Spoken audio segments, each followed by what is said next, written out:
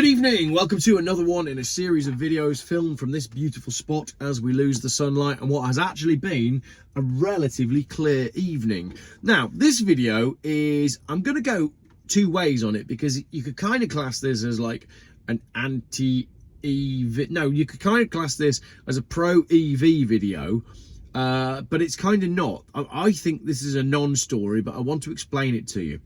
This is about Shell massively cutting down on the amount of petrol stations that they provide, but we'll go into it. So Shell is advancing its green agenda by planning to divest around 500 of its gas stations, it's an American article, annually in 2024 and 2025, pivoting towards enhancing its EV charging station network. This move is a part of Shell's 2024 energy transition strategy, aiming to meet changing consumer demands and support the shift towards more sustainable energy solutions. The energy giant is targeting an increase in charge points from 54,000 to 200,000 by 2030, with a focus on markets like China and Europe, where the demand for public EV charging is growing. Let's carry on. In the US, Shell's acquisition of Volta Charging bolsters one of the country's largest charging networks, signalling a strong commitment to facilitating the global energy transition. Shell's strategy involves not just the expansion of charging infrastructure, but also enhancing the charging experience with convenience offerings such as food and coffee, aiming to create a more integrated and enjoyable service for customers. Yeah, if you're hanging around for 45 minutes, you do need a more integrated and enjoyable service. I mean, I don't, because I'll only be there for 3 minutes. The strategic shift highlights Shell's response to the evolving energy landscape, focusing on sustainability and customer-centric solutions by redefining their business model to prioritise EV charging. Shell is positioning itself at the forefront of the industry's transition to electric mobility, aiming for a future where green energy and convenience converge. That was a whole load of rubbish, wasn't it? The way that was written was really confusing. But essentially, what we're saying is Shell is going to get rid of 500 petrol stations every year in 2024 and 2025, moving towards an EV charging station network. Now, that could be pitched as a big lose, right? A point scored for the evangelists and 1 point lost for the petrol and diesel guys.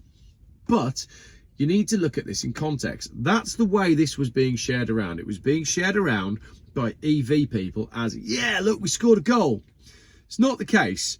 When you Google how many service stations are in the United States, right, reports are that there's more than 145,000 fueling stations across the USA.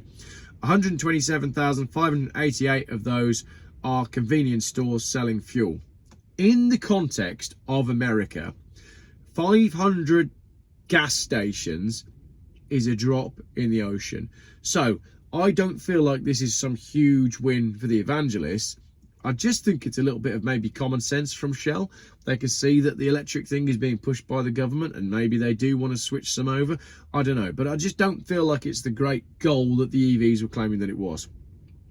Also, another great comment that was put on that post by a man called David: petrol stations do not make much money from the sale of fuel. I guess there must be better margin milking the evangelists. So, although the evangelists were saying this was a great win for them, as I said, I don't think it is, because if you've realised that the evangelists are stuck there charging for 45 minutes and you can make more money out of someone who is at your premises for 45 minutes than you can out of someone who's only there for 3 minutes, like myself, then you're going to move over to supply those customers, aren't you? So I don't think this is the big win for EVs. I think it's quite the opposite. And I think if you're spending 45 minutes to charge your car, then your life is not as interesting as mine, because I just have not got time for that. Oh, it's a good time to put that meme in again, isn't it? So we'll pop that one in there, because ain't nobody got time for that. But yeah, not a huge win for the evangelists, I don't think.